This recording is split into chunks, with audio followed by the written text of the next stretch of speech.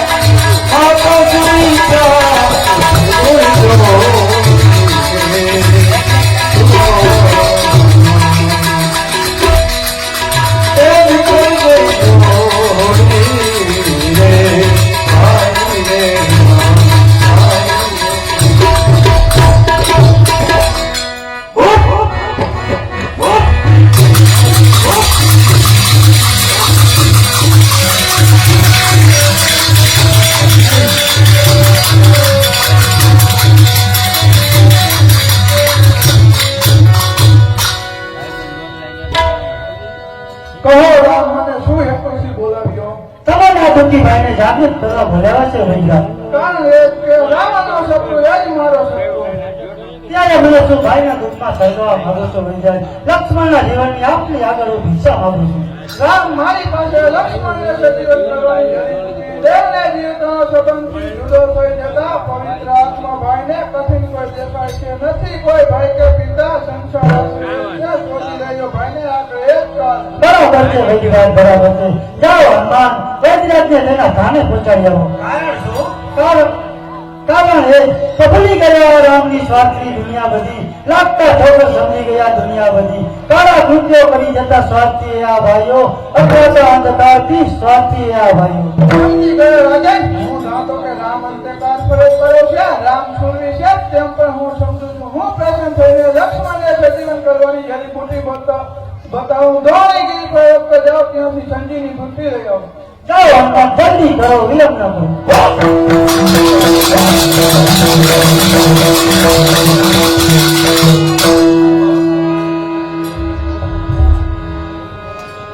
તુલસીદાસ કહે આવું જીવો લગ્નમાં તુલસીદાસ કહે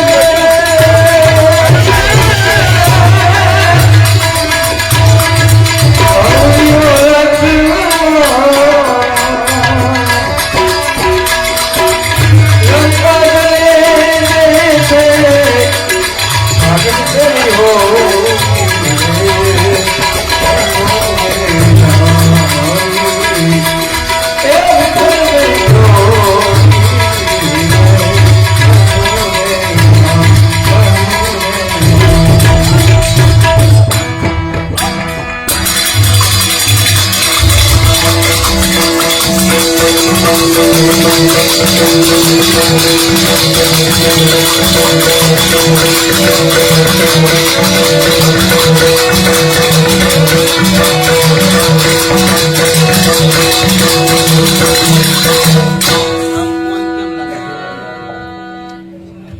સમજી ગયો રાજા લક્ષ્મણને જીત કરું છું.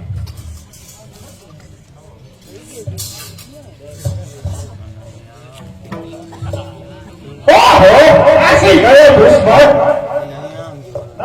અજ રાજ આપનો જોઈએ કઈ નહીં રાજા તમે રજા માંગુ છું. ભાઈ ભાઈ યુદ્ધ હું કરીશ અને ઇન્દ્ર જીતના રાજ ભાઈ તમે કાઈ કહો તો લક્ષ્મણના સોગન છે ચાલો ત્યારે તૈયારી કરીએ